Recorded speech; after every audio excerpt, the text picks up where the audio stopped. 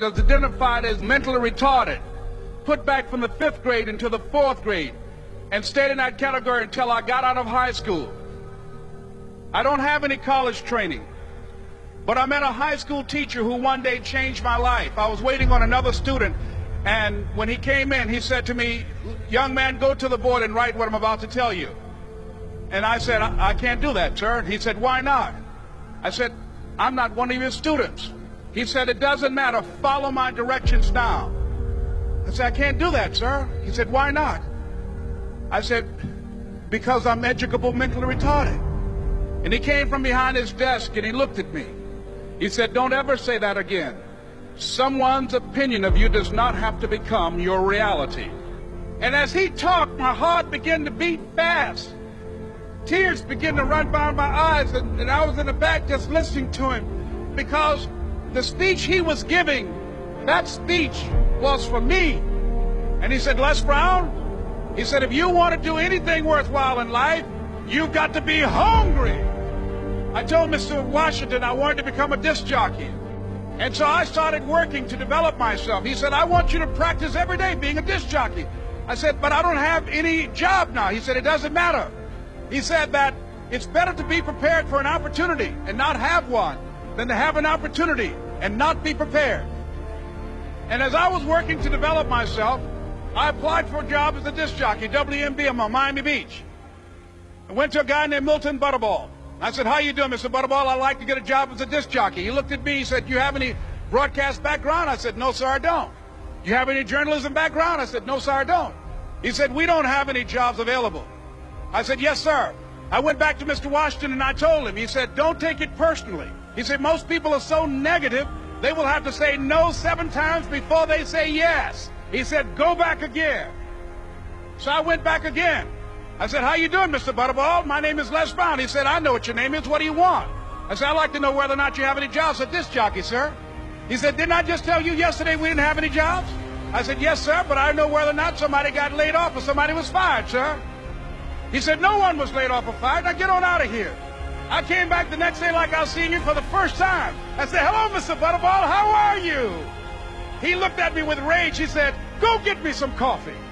I said, "Yes, sir." And I went to get him some coffee. After a while, I would get their lunch and dinner, and I would go in the control rooms and take the disc jockeys their food, and I would not leave until they would ask me to leave.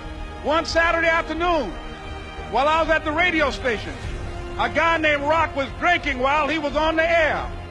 I was the only one there, looking at him through the control room windows, walking back and forth, young, ready, and hungry.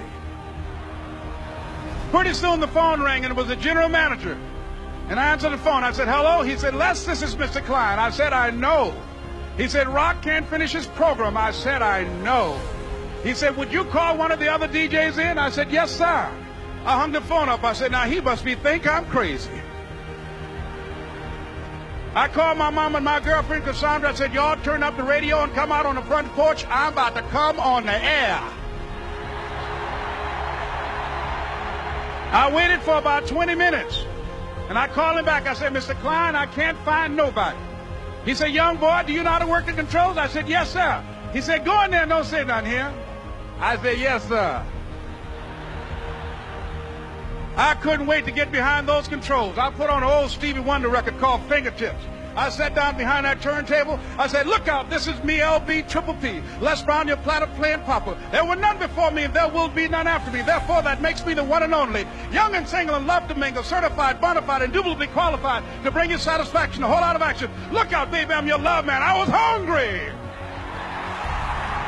I was hungry. You got to be hungry. Begin to know that you have greatness within you.